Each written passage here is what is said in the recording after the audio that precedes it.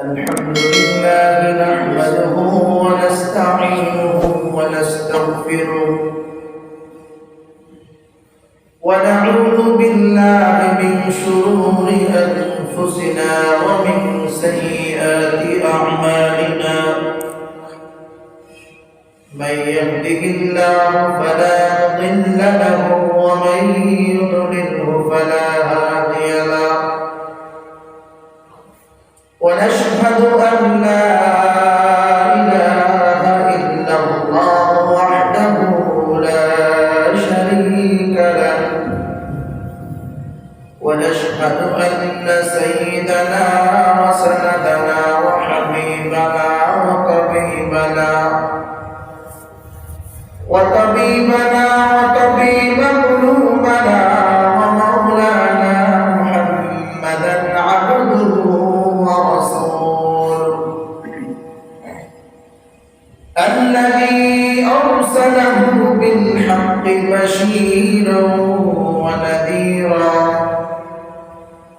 وداعيا إلى الله بإذنه وسراجا منيرا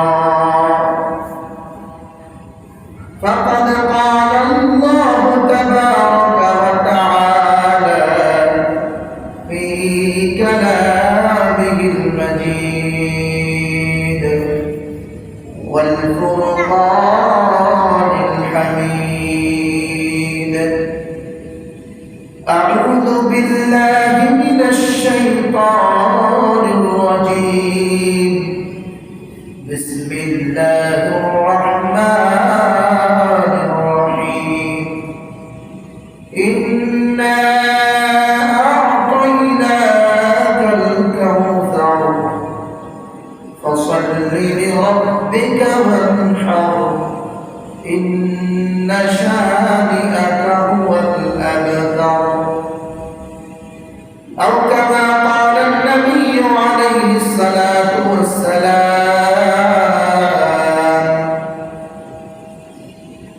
القرآن أحب إلى الله من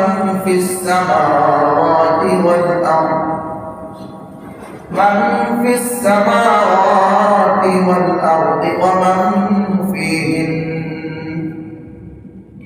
إن الله وملائكته يصلون على النبي يا أيها الذين آمنوا صلوا عليه وسلموا تسليما اللهم صل على محمد وعلى آل محمد كما صليت على إبراهيم وعلى آل إبراهيم إنك حميد مجيد اللهم بارك على محمد وعلى آل محمد كما باركت على إبراهيم وعلى آل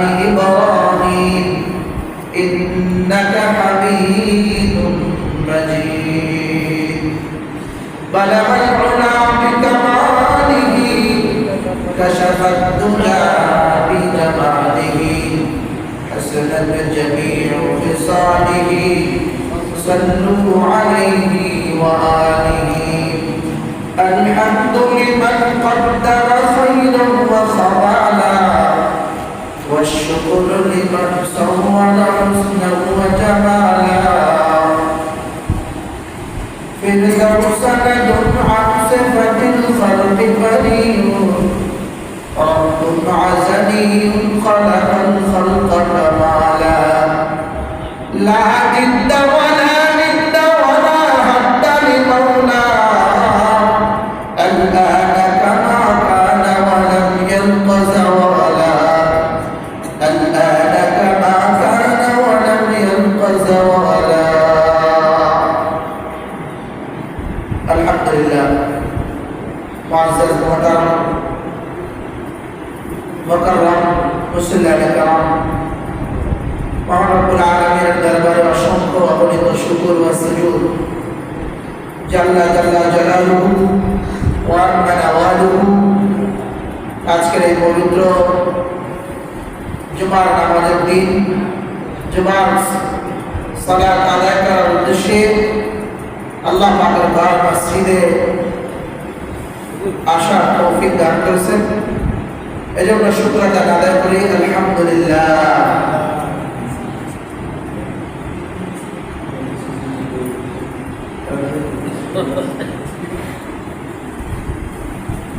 আলহামদুলিল্লাহ। আজকের জুমার আলোচ্য বিষয় সূরাতুল কাউসার। কোরআনে কারীমের ভিতরে আল্লাহ পাক রব্বুল আলামিন 114টি সূরা নাযিল করেন। তার মধ্যে সূরাতুল কাউসার হলো সবচেয়ে ছোট সূরা। ছোট বাচ্চারাও মুখস্থ পারে, আমরা অনেকেই পারি। সূরাতুল কাউসার 3 আয়াত বিশিষ্ট একটি সূরা, অনেক সহজ একটি সূরা। সূরাতুল কাউসারকে আল্লাহ তাআলা নাযিল করলেন একটি প্রেক্ষাপটকে সামনে রেখে। পয়গম্বর আরবি সাল্লাল্লাহু আলাইহি ওয়াসাল্লামকে আল্লাহ তাআলা নবী হিসেবে যে দুনিয়ায় পাঠাইলেন, সমস্ত নবীদের চাইতে বেশি মর্যাদা দিলেন, সম্মান দিলেন।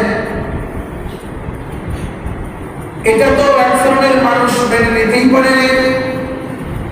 তার উপরে যে আল্লাহ তাআলা কোরআনুল কারীমকে নাযিল করে তাকে দামি বানাইলেন, এটাও অনেকের কাছে মেনে নেওয়া অনেক কষ্টকর ছিল। নবী আলাইহিস সালাতু ওয়াস সালাম আল্লাহ তাআলা তাদেরকে পুত্র সন্তান দান করেছেন। এই পুত্র সন্তানগুলো আল্লাহ তাআলা নবীদের আগেই দুনিয়া থেকে নিয়ে গেছে। এজন্য আরবের মুনাফিকরা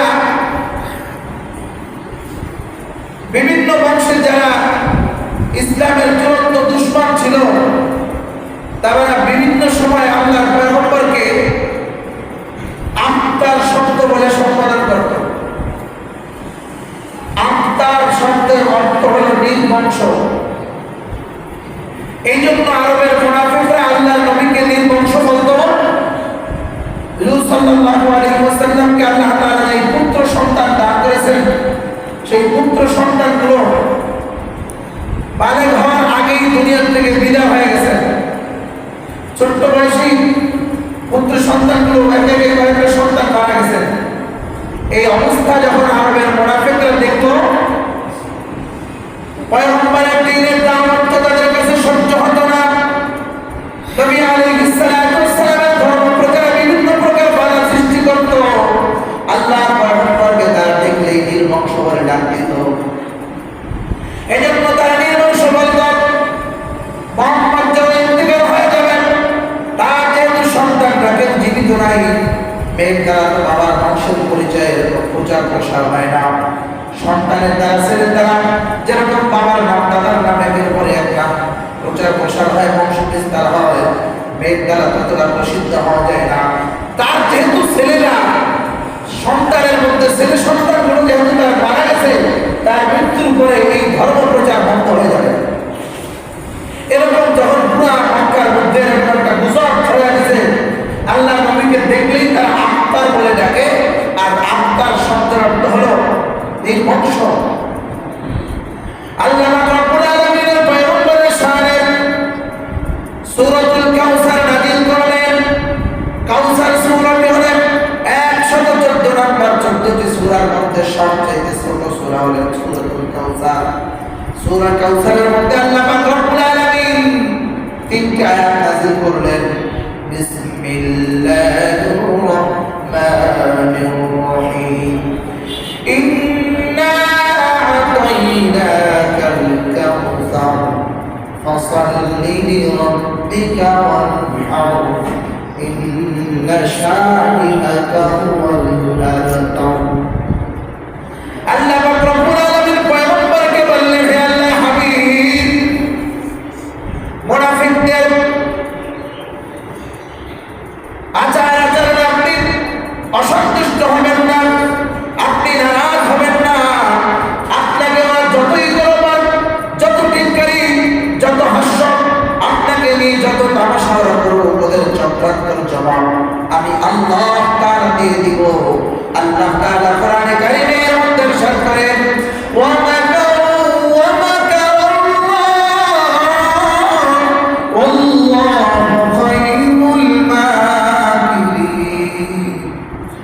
আল্লাহ পাক রব্বুল আলামিন বলে, যে যত প্রকার ষড়যন্ত্রকারী, যে যত প্রকার তামাশাকারী, যে যত প্রকার চক্রান্ত আপনার সাথে করেছে, যারা আপনার সাথে উপহাস করেছে, আপনাকে নিয়ে বিদ্রুপ করেছে, ঠাট্টা মশকরা করেছে, আমি সকলকে সময় মতো উচিত জবাব দিয়ে দেব। সুবহানাল্লাহ, সুবহানাল্লাহ।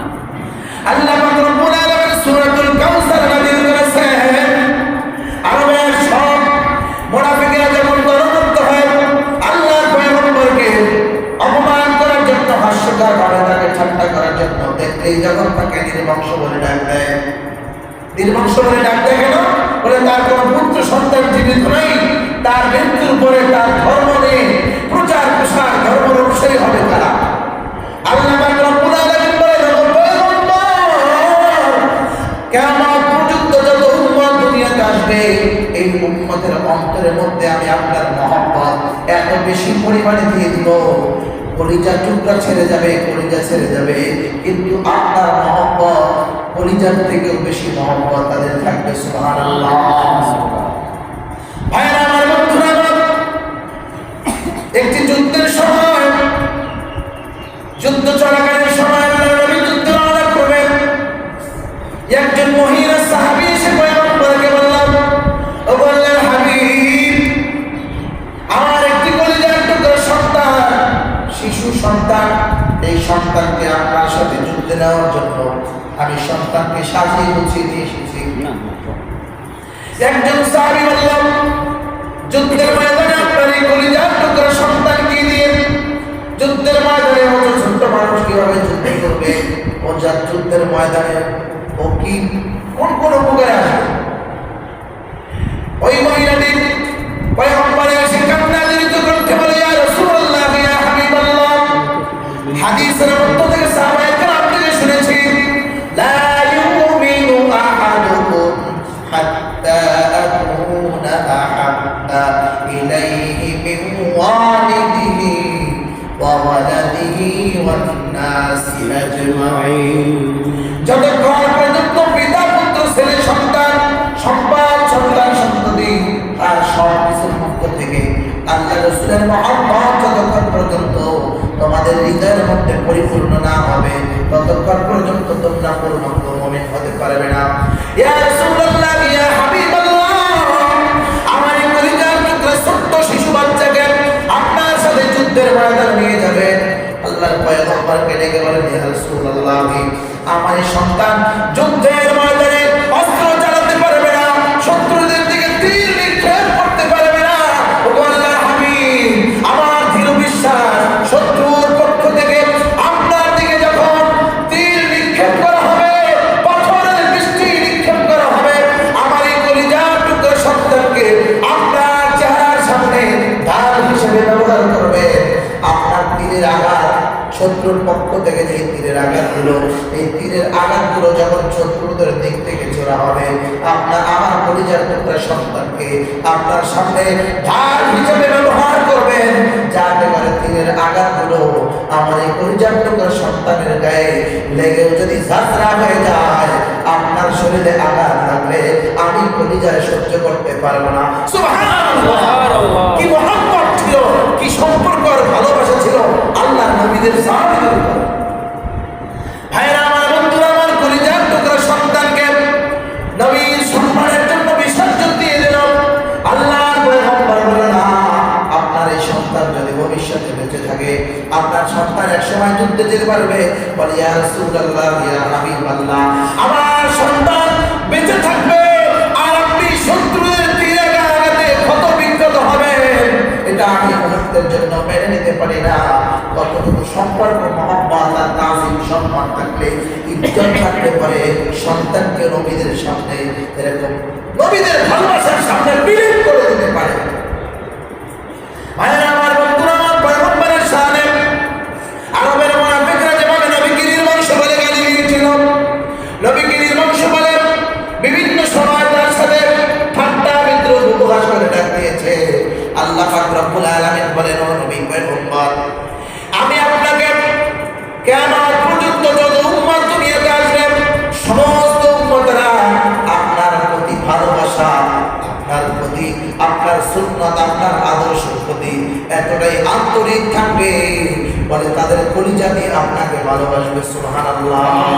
ইন্না আ'তাইনাকাল কাউসার ফাসাল্লি লিরাব্বিকা ওয়ানহার ইন্না শানিআকা হুয়াল আবতার। হে নবী, আমি আপনাকে আল্লাহর পক্ষ থেকে হাউজে কাউসার দান করেছি। মুফাসসিরিনে কেরাম বর্ণনা করেন, কাউসার শব্দের অর্থ হলো বিশিষ্ট কল্যাণকার একটি, কল্যাণের জন্য, চিরকল্যাণের জন্য একটি উপহার পুরস্কার। কাউসার শব্দের অর্থ হলো এমন একটি ঝর্ণা, সেই ঝর্ণার মধ্যে আল্লাহ পাক রব্বুল আলামিন দুধের এবং মধুর নহর প্রবাহিত করে রেখেছেন। সুবহানাল্লাহ। কাউসার এমন জিনিসকে বলে তাজরি মিন তাহতিহাল আনহার। আল্লাহ পাক রব্বুল আলামিন বলেন কাউসার এমন একটি ঝর্ণার নাম, এমন একটি জায়গার নাম, সেই কাউসারের নিচ দিয়া আল্লাহ পাক রব্বুল আলামিন দুটি ঝর্ণা অতিবাহিত করবেন। একটি হলো মধুর আর একটি হলো দুধের নহর। এই নহর থেকে আল্লাহর উম্মতেরা যারা আল্লাহর জন্য নামাজ পড়েছে, আল্লাহর জন্য কুরবানি করেছে, যাদের জান মাল ইজ্জত আল্লাহর জান্নাতের জন্য যারা নিজেদের জান মালকে উৎসর্গ করে দিয়েছে, আল্লাহ পাক রব্বুল আলামিন এখন উম্মতদেরকে ওই হাউজে কাউসার দান করেছেন। সুবহানাল্লাহ। কাউসার, হাউজে কাউসার আল্লাহ তাআলা শুধু একমাত্র নবী আলাইহিস সালাতু ওয়াস সালাম সমস্ত নবীদের মধ্যে পয়গম্বর আরবি সাল্লাল্লাহু আলাইহি ওয়াসাল্লামকে দান করেছেন। কেন? বলে হাউজে কাউসারের উপযুক্ত হবে কারা, তাদের পরিচয় কি। দ্বিতীয় নম্বরে আয়াতে বলেছেন ফাসাল্লি লিরাব্বিকা ওয়ানহার। আপনার উম্মতদেরকে জানায় দেন তাদের নামাজ, তাদের রোজা, তাদের দান সদকা, তাদের মান্যত, তাদের কুরবানি, এই সব কিছু যখন আল্লাহ তাআলার জন্য হয়ে যাবে, কোরআন কারীমের মধ্যে আল্লাহ তাআলা পয়গম্বরকে বলেন, হে নবী আপনার উম্মতদেরকে জানায় দেন কুল ইন্না সালাতি ওয়া নুসুকি ওয়া মাহইয়ায়া ওয়া মামাতি লিল্লাহি রাব্বিল আলামিন। উম্মতদেরকে সম্বোধন করে আল্লাহর পয়গম্বর বলেন, তোমাদের নামাজ, তোমাদের রোজা, তোমাদের যাকাত, তোমাদের হজ, তোমাদের কুরবানি, এই সব কিছু যখন আল্লাহর সন্তুষ্টির জন্য হয়ে যাবে, আল্লাহর রাজি খুশির জন্য হয়ে যাবে, আল্লাহ তাআলা যেই বান্দারা আল্লাহর রাজি খুশির জন্য সালাত আদায় করেছে, নামাজ পড়েছে, কুরবানি করেছে, যাকাত আদায় করেছে, ওই ব্যক্তিদেরকে আল্লাহর পয়গম্বর তার নিজ হাতে হাউজে কাউসারের পানি পান করাবেন। সুবহানাল্লাহ। কিতাবের মধ্যে এসেছে আমরা দুনিয়ার মধ্যে যারা জমিনবাসী রয়েছি, আসমানের দিকে তাকালে লক্ষ লক্ষ কোটি কোটি নক্ষত্র তারা দেখা যায়। হাদিসের ভাষায় এসেছে ওই হাউজে কাউসারের নিকটে লক্ষ লক্ষ পেয়ালা থাকবে। ওই পেয়ালার ভিতরে মধুর চেয়ে মিষ্টি আর দুধের চেয়ে সাদা হাউজে কাউসারের নহরের পানি আল্লাহ তাআলা পয়গম্বরের হাতে বিতরণ করবে। তবে ওই উম্মতদেরকে বিতরণ করবে যেই উম্মতের দ্বারা পয়গম্বরের সুন্নাতগুলোকে আমল হয়েছে। সুবহানাল্লাহ। ভাইরা আমার, বন্ধুরা আমার, আজকে উম্মতের মধ্য থেকে সুন্নাতগুলো বিদায় নেওয়ার পথে আমরা সুন্নতি পোশাক, সুন্নতি লিবাস, সুন্নতি তরিকা, সুন্নাত তরিকা আমাদের কাছে ভালো লাগে না। হাউজে কাউসার এমন এক জায়গার নাম, হাউজে কাউসারে বসে, যেখানে বসে হাউজে কাউসারের পানি পান করা হবে, ওই হাউজে কাউসারের আগে একটা চেকপোস্ট আছে, চেকপোস্ট। আমাদের আয়েশা সিদ্দিকা রাদিয়াল্লাহু তাআলা আনহা পয়গম্বরকে বলেন, ইয়া রাসূলুল্লাহ, ইয়া হাবিবাল্লাহ, কিয়ামতের দিন লক্ষ লক্ষ নবীরা থাকবেন, সমস্ত নবীদের সমস্ত উম্মতেরা থাকবে। ইয়া রাসূলুল্লাহ, ইয়া হাবিবাল্লাহ, কে আপনার উম্মত, কে মুসা নবীর উম্মত, কে ঈসা নবীর উম্মত, কে আদম নবীর উম্মত, কে নূহ নবীর উম্মত, এই উম্মতদেরকে আপনারা চিহ্নিত করবেন কোনভাবে, কোন পদ্ধতিতে? আল্লাহর পয়গম্বর আয়েশাকে বলে, একটু সামান্য সহজ একটি ব্যাপার। ইয়া রাসূলুল্লাহ, বিষয়টা আমার কাছে অত্যন্ত কঠিন মনে হয়। আল্লাহর পয়গম্বর আয়েশা রাদিয়াল্লাহু তাআলা আনহাকে বলেন,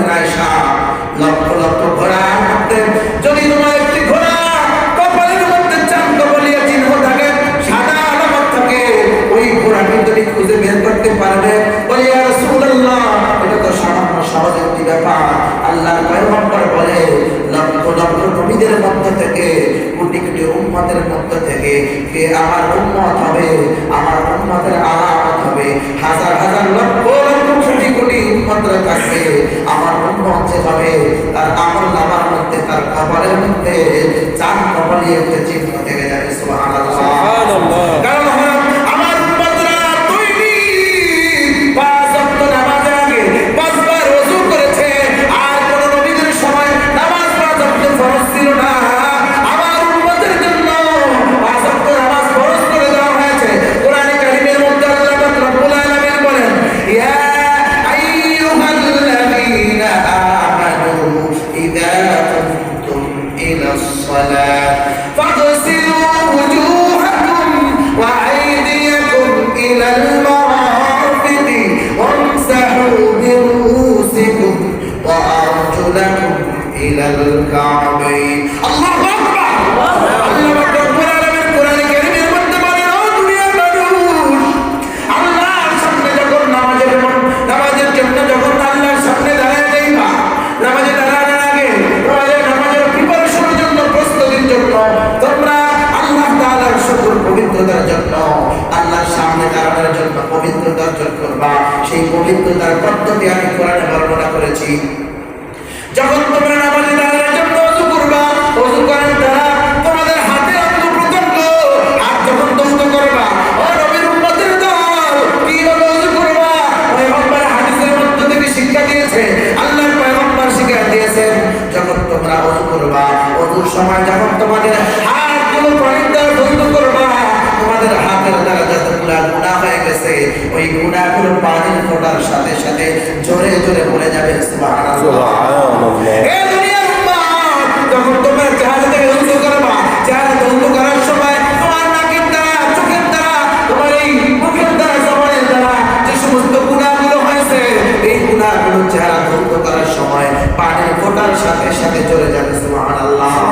হাদিসের মধ্যে এইভাবে এসেছে, শীতের দিনে শুকনা মৌসুম আসলে যেমন নাকি গাছের থেকে শুকনা পাতাগুলো ঝরে যায়, আবার যেমন নতুন পাতা গাছের মধ্যে গজায়, আমার উম্মত যখন ওযু করে নামাজের জন্য মসজিদের দিকে যায়, ওযুর পানির ফোঁটার সাথে সাথে উম্মতের গুনাহগুলো তার আমল নামার থেকে ওই গাছের পাতার মতো ঝরে ঝরে পড়ে যায়। সুবহানাল্লাহ। এমনকি এত সুন্দর সহজ পদ্ধতি, আমরা হাতগুলো কোনো পর্যন্ত তিনবার ধৌত করি, ডান হাত ধৌত করি, বাম হাত ধৌত করি, সবগুলো অঙ্গ প্রত্যঙ্গ, চারটা অঙ্গ প্রত্যঙ্গ ধৌত করা ফরজ। বলে মাথাটা পাশে করলে হয়ে যায়, ধৌত করার প্রয়োজন হয় না। কেন? বলে যদি পাঁচবার নামাজের আগে আমার মাথাটাকেও হাতের মতো সুন্দর করে চুবায় চুবায় ধোয়া লাগতো, তাহলে অসুস্থ মানুষের পক্ষে মাথাটাকে বারবার ভিজানো কঠিন হয়ে যেত। ঠিক না? আর বারবার মাথার শরীরের মেইন অংশ হলো মাথা, মাথাকে যদি পাঁচবার চুবায় চুবায় ধোয়া লাগতো, তাহলে অসুস্থতার রোগের বিভিন্ন রকমের ঠান্ডা জনিত রোগের আক্রান্তের লক্ষণ হতো। এজন্য ইসলাম কত সুন্দর বলেছেন, আমসাহু বিরুউসিকুম, তোমরা তোমাদের মাথাগুলোকে ধোয়া লাগবে না, হাত দিয়া, ভিজা হাত দিয়া চুলের উপরে মাসের কারণে ধোয়ার সব পাওয়া যায়। এবং মাথা যখন মাসে করবা, হাত তো অঙ্গ প্রত্যঙ্গ ধৌত করলাম, পানির ফোঁটার সাথে সাথে গুনাহগুলো চলে যাবে। মাথা মাসে করলে গুনাহ ঝরবে কিভাবে? বলে মাথা যখন মাসে করবা, মাথার মধ্যে অনেক রকমের দুশ্চিন্তা, পরিকল্পনা অর্থের মধ্যে আছে না নাই? মাথার মধ্যে তোমার বিভিন্ন রকমের শয়তানি কুমন্ত্রণা, শয়তানি ওয়াসওয়াসা, অশ্লীল কাজের পরিকল্পনা, চিন্তা চেতনা, এগুলো সব তোমার মাথার মেমোরি থেকে যখন আসে, যখন তুমি ওযু করবা, মাথাকে মাসে করবা, মাথা যখন মাসে করার সাথে সাথে সমস্ত কুপরিকল্পনা, সমস্ত দুশ্চিন্তা, সমস্ত খারাপ চিন্তা, অশ্লীল সমস্ত চিন্তা চেতনা তোমার মাথার থেকে দূর করে দেবেন কে? আল্লাহু আকবার। এজন্য যখন মানুষ ওযু করে, শরীরের মধ্যে একটা আত্মতৃপ্তি লাভ করে। খানা খাইলে যেমন দুর্বলতা দূর হয়, পানি পান করলে যেমন তৃপ্তি লাভ করে, মুমিন যখন ওযু করে, ওযু করার দ্বারা, পবিত্রতা হওয়ার দ্বারা মনে হচ্ছে বিশাল একটা ময়লামুক্ত সবকিছু থেকে সে পরিষ্কার হয়ে গেল। এজন্য যখনই আমরা আমাদের ওযু ছুটে যাবে, ওযু করতে হয়ে গেছে সকলেই, আর যারা আছেন সকলে ওযুতে থাকা, ওযুর সহিত থাকার চেষ্টা করবেন। তো বলতেছিলাম, এই নির্বংশ যখন হুজুর সাল্লাল্লাহু আলাইহি ওয়াসাল্লামকে যখন আরবের মুনাফিকরা নির্বংশ বলে ডাক দিত, তখন আল্লাহর পয়গম্বরকে আল্লাহ তাআলা সান্ত্বনা দিলেন। কি সান্ত্বনা? আপনাকে হাউজে কাউসার দিলাম, আপনার হাউজে কাউসারের পাবে কারা? তাদের পরিচয় হলো ফাসাল্লি লিরাব্বিকা ওয়ানহার, যারা আল্লাহর জন্য নামাজ পড়ে এবং আল্লাহর জন্য কুরবানি করে। আল্লাহর জন্য কি করে? হাউজে কাউসার কারা পাবে? কে হাউজে কাউসার পাওয়ার উপযুক্ত ব্যক্তি? এটার থেকে পরিষ্কার বোঝা যায় হাউজে কাউসারের যদি দাবি করতে হয়, হাউজে কাউসারের পানি যদি নসিব হতে হয়, তাহলে হাউজে কাউসারের পানি পান করার জন্য আগে থেকে প্রস্তুতি নিয়ে যেতে হবে। সেই প্রস্তুতি হলো ফাসাল্লি লিরাব্বিকা ওয়ানহার, তোমরা তোমাদের রবের জন্য নামাজ পড়ো। নামাজ কার জন্য? কিন্তু আমরা সপ্তাহে একদিন করি কার জন্য? আমরা তো অনেকে আল্লাহকে দেখার জন্য নামাজ পড়ি না, বরঞ্চ সমাজকে খুশি রাখার জন্য, মানুষকে খুশি রাখার জন্য, লোককে দেখানোর জন্য নামাজ হয়। আমার নামাজ, আমার সালাত, আমার যাকাত, আমার কুরবানি, আমার সদকা, এই সব যদি আল্লাহ তাআলার জন্য হয়, আল্লাহ বলেছেন হাউজে কাউসার তোমার জন্য রিজার্ভ করে দিলাম। যত উম্মতের মধ্যে সালাতের আলামত পাওয়া যাবে, যত উম্মতের মধ্যে রবের সন্তুষ্টির মতো জিন্দেগি পরিচালনা করার আলামত পাওয়া যাবে, ওই উম্মতের জন্য হাউজে কাউসার রিজার্ভ করে রেখে দিলাম। ইন্না শানিআকা হুয়াল আবতার, হে নবী, আপনাকে যারা নির্বংশ বলেছে তারাই নির্বংশ, তারাই হবে, তাদের কোনো পরিচয় থাকবে না, তাদের নাম এতটাই ঘৃণিত, এতটাই লজ্জিত, ওই রকম নামও কোনো মানুষ রাখতে পছন্দ যারা নবীকে নির্বংশ বলে গালি দিয়েছে তাদের নির্ধারা অটোমেটিক নির্বংশ হয়ে গেছে। আবু জাহেল, আবু তালেব, উতবা, শাইবা, এরকম বড় বড় মুনাফিকরা ছিল। এই মুনাফিকের নামে এখন মানুষ ডিজিটাল যুগ, নন্টু, বল্টু, সোল্টু, মন্টু বিভিন্ন নাম রাখে, কিন্তু আবু জেহেল নামে লোককে খুঁজে পাওয়া যাবে? তারা নির্বংশ কারা হলো? যারা আল্লাহর নবীকে ঠাট্টা করেছে, বিদ্রুপ করেছে, রাসূলকে ব্যঙ্গচিত্র করেছে। আল্লাহ তাআলা বলেছেন ওয়ামাকারু ওয়ামাকারাল্লাহ আল্লাহু খায়রুল মাকিরিন, যারা আল্লাহর নবীর সাথে দুশমনি করে, তাদের সাথে দুশমনি করেন কে? আল্লাহ। নবীকে যারা নির্বংশ বলে গালি দিয়েছে, নবীকে বলেছেন নবী আপনি নারাজ হয়েন না, অসন্তুষ্ট হয়েন না, কিয়ামতের দিন আপনার এই দিনকে সংরক্ষণ করার জন্য আমি নিজে ইন্না নাহনু নাযালনা যিকরা ওয়া ইন্না লাহু লাহাফিজুন, দিনকে হেফাজত করার জন্য আমি আল্লাহ তো আছি, আপনার সুন্নাতকে বাস্তবায়ন করার জন্য, পালন করার জন্য কলিজা কেটেও আপনার উম্মত আপনার সুন্নাতকে রক্ষা করবে। সুতরাং আপনার যত উম্মত কিয়ামত পর্যন্ত আসবে সবাই আপনার পরিবারের আহার। সুবহানাল্লাহ। আপনার যদিও ছেলে নাই, ছেলেরা জীবিত থাকবে না, এটার কৌশল কেন সেটা আল্লাহ ভালো করেন। তবে মুফাসসিরিনে কেরাম বলেন যেহেতু নবীর ছেলে যদি জীবিত থাকতো তাহলে সেও নবী আল্লাহর কিছু দান করতে চাইতো। যেমন আমাদের দেশের বর্তমান প্রাইম মিনিস্টার যিনি আছেন শেখ মুজিবুর রহমান, জাতির জনক বঙ্গবন্ধু শেখ মুজিবুর রহমান দেশ স্বাধীন করেছেন। দেশের জন্য দেশ স্বাধীন করতে গিয়ে অনেক ত্যাগ স্বীকার করেছেন। আজকে তার কন্যা যিনি বর্তমান দায়িত্বশীল আছেন, তিনি তার বাবার সেই ওয়ারিশ সূত্রে রেখে যাওয়া আমানতদারিতাকে রক্ষা করতেছেন। নবীরাও যদি জীবিত থাকতে, নবীদের ছেলেরাও যদি থাকতো, তাহলে নবীর পরে আমার সে করতে যে আগ্রহ নবী, কারণ আমার বাবার নবী ছিল, আমার হেদায়েত কি তার থেকে কম না? আমার বন্ধুরা, আল্লাহ যে কেন নবীদের সন্তানকে জীবিত রাখেন নাই সেটা আল্লাহই ভালো জানেন। তবে এটা বোঝা যায়, মুফাসসিরিনে কেরাম বলেন যে নবীর সন্তানরা যদিও দুনিয়াতে নাই, কিন্তু নবীর উম্মতরা বাবাকে যেরকম মহব্বত না করে, স্ত্রীকে মহব্বত না করে, ছেলেকে মহব্বত না করে, তার থেকে লক্ষ কোটি হাজার হাজার কোটি গুণ মহব্বত, নবীর মহব্বত উম্মতের সিনার মধ্যে বেশি রাখা, বেশি, অনেক বেশি। আর আমার বন্ধুরা, এজন্য নবীকে যারা নির্বংশ বলে গালি দিয়েছে, নবীকে যারা এরকম আত্মা বলে সম্বোধন করেছে, নবীকে যারা নির্বংশ বলে গালি দিয়েছে, তারা আস্তে আস্তে এমন নির্বংশ হয়ে গেছে ওই বংশের লোক তো খুঁজে পাওয়া যাবেই না। ওরকম কোনো নাম সারা পৃথিবীতে অন্য যত জাতি আছে কোনো জাতির মধ্যে খুঁজে পাওয়া যাবে না। ঠিক না? ঠিক। এজন্য নবী আলাইহিস সালাতু ওয়াস সালামের দ্বীনকে যে সমস্ত উম্মতরা হেফাজত করবে, সুন্নাত অনুযায়ী আমল করবে, ওই উম্মতদের জন্য হাউজে কাউসার অপেক্ষমান। আমরা এখান থেকে গেলেই এই নামাজ আল্লাহর জন্য, রোজা আল্লাহর জন্য, এগুলো যদি আল্লাহর জন্য নিয়ে যেতে পারি